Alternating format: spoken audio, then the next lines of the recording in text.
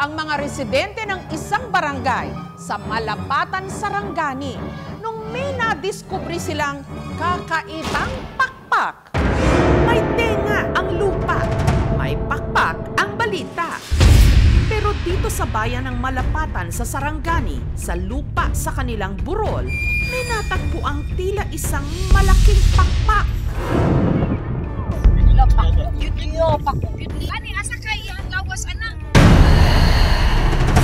Hinala nila ang nagmamay-ari ng pakpak. Wakwak pa ng ano? Grabe na ko na puto na yung pakok.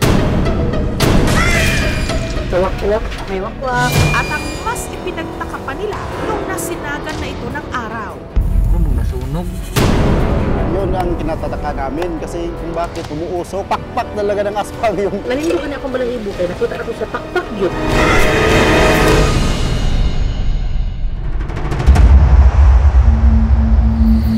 Ang pinagtatakahang pakpak, unang nakita ng residenteng si Guillermo sa barangay Lun Patido, madaling araw ng July 13. Paghot sa iro dire, naitaw nga gigukod niya, isundan na lang ako dito. Tumambad sa kanya ang isang sako sa damuhan na may misteryosong laman. Pag abot ako dito sa taas,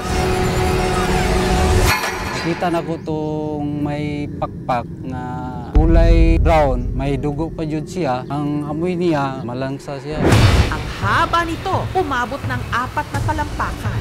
At ang lapad, tinatayang nasa 21 inches.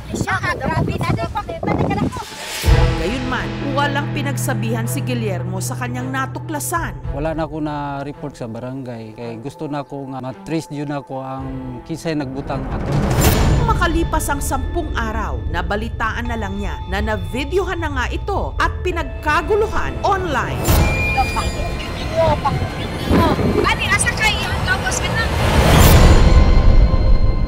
Alas 12 ng gabi na ata yun. Pagkita namin, ayun, nagkalat. Halos dumami yung tao dito. Makita, hinala talaga pakpak na eh. Kasi yung sa video ko, Grabe na ko lumos ng buto. Parang buto ng tao na may siko ganito po. Ayon sa mangingisdang si JR, noon pa man, may bali-balita na tungkol sa burol kung saan nakita ang pakpak. Meron na po itong storya na aswang. May mga kapre. May mga malaking aso. Yung iba kasi yung kwento, baka may na-enkwentro na tao dito na may abilidad. Baka nagka-sparring, yung natalo yung laman lupa, yung manananggal. Sabi lang, baka nasabit daw sa kuryente. Diyan bumagsak. Sunog. Ang wakwak ay sinasabi nila isang uri na halimaw na nagiging tao at tuwing gabi sila lumalabas kaya nakakaroon din sila ng mga pakpak. At ang natagpo ang di umano pakpak, hindi lang pala iisa. Isa-isa? Meron ding kapares.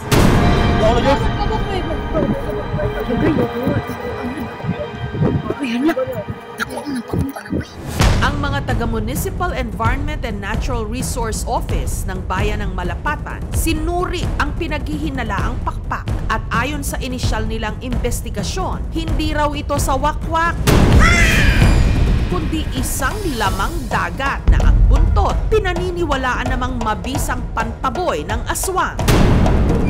Isa raw itong patay na uri ng ray o pagi.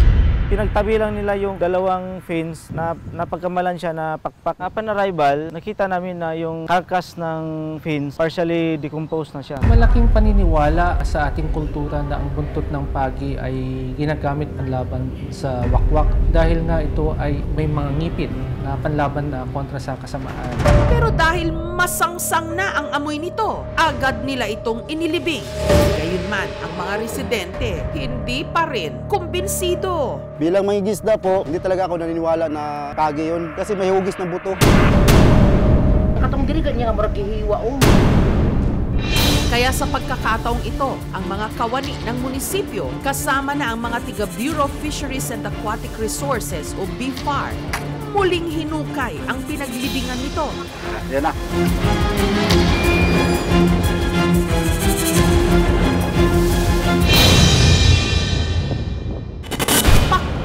talaga ito ng kinatatakutan nilang wakwak? O hindi kaya pagi? Ang kasagutan sa mga tanong na nagpapalipad sa imahinasyon ng mga taga-Sarangani, ibigyang liwanag na sa aming pagbabalik. Grabe na din pakita ni kanak mo. Ani asa kay iyang lawas ana? Mga residente sa isang barangay sa bayan ng Malapatan sa Sarangani Province. Nagkagulo at nabalot ng takot nung sa kailaliman ng gabi may nakitang pakpak na ang duda nila sa wakwak. Grabe na kuha po na putuloy yung pakok. Nasunog. Ito na ang kinatataka namin kasi kung bakit umuuso, pakpak talaga ng aswang yung...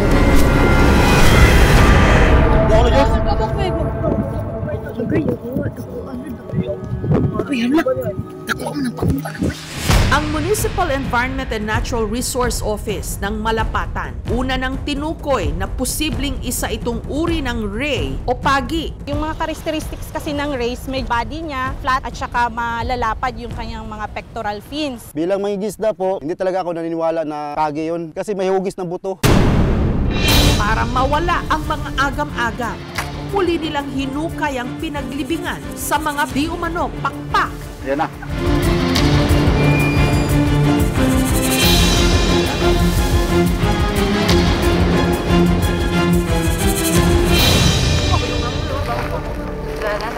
Wala na, durog na. Wala na yung mga cartilage. Wala po siyang buto. Cartilage ang tanong? Ang isda po siya naman, wala siya lata. Kasi nga, yung ating mga rays is made of cartilaginous na mga structure yung kanilang skeleton. So, kato yung cartilage, medyo elastic na siya o medyo tough. Pero isda siya. Isda din siya. Closely related sila sa atong mga sharks. Ang iyang panit, mura siya og kanang naparihas mga dumod, ana muragahi ana amo nang wala siya nalata. Kaya pa nagbilad, ato siya murag munggahi lang siya no, nya murag medyo more rough na siya o. Pagi nga siguro yan. Nasunog. Bakit daw umuusok? During decomposition, nag-release talaga ng gas yung carcass o yung body na nadidecompose. Siguro yun yung nakita nila na nag-evaporate. Pero paano naman napunta sa burol ang pagi? Posible na dinala yung pagi doon at hinati yung katawan para makuha yung part ng buntot na iyon. May mga ilang uri tayo na pagi or rays na protektado ng ating batas ng Pilipinas. So yung isa dito are manta rays. Kung mahuhuli silang gumawa or kumuha ng ganitong species, meron silang kaukulang parusa na 300,000 pesos to 3 million pesos at may 5 to hanggang 8 taon na pagkakakulong. So ingon niya nga pagi di para wala na po ano nga mga istorya ba kay mga tao marang. Ngayon, ang mas dapat nilang katakutan, ang posibleng umaswang o lumapastangan sa yaman ng kanilang karagatan.